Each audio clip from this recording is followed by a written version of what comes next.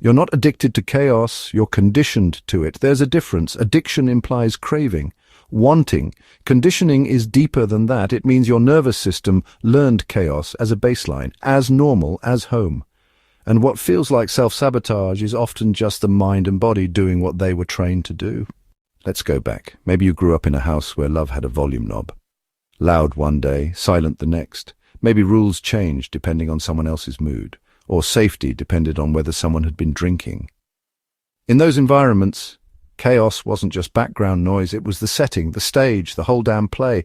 So you learned to read the room, to flinch before the blow ever came, to apologize before being asked, to create noise so you wouldn't be startled by the silence. That's not drama, that's survival.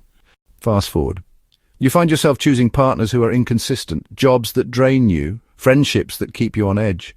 And you wonder, why do I keep ending up here? Why do I push away the people who are good for me and cling to the ones who aren't?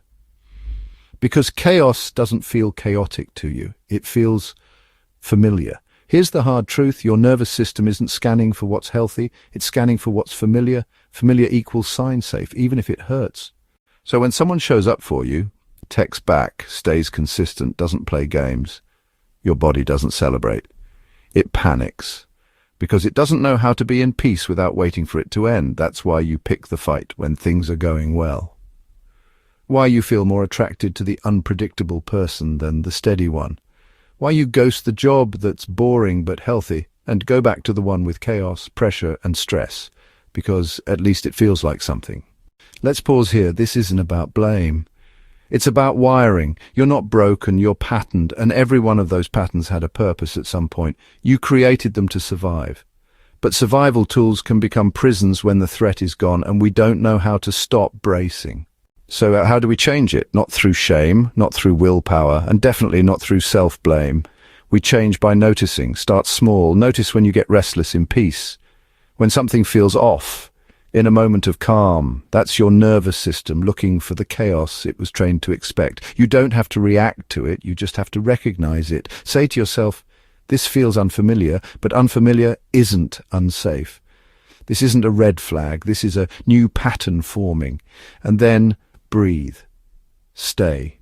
Practice calm the way you practiced chaos, repeatedly with compassion. It might feel boring at first, it might feel flat or fake or even suspicious. But that's only because your baseline was set to survive, not to thrive. And your body needs time to recalibrate, to learn that you don't have to chase the storm to feel alive.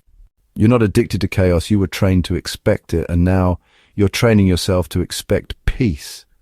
Not the kind of peace that's quiet because it's holding its breath, not the kind that comes after a fight, but the kind of peace that just stays. The kind you don't have to earn, the kind that doesn't come with conditions. The kind that feels like rest. You get to choose that now.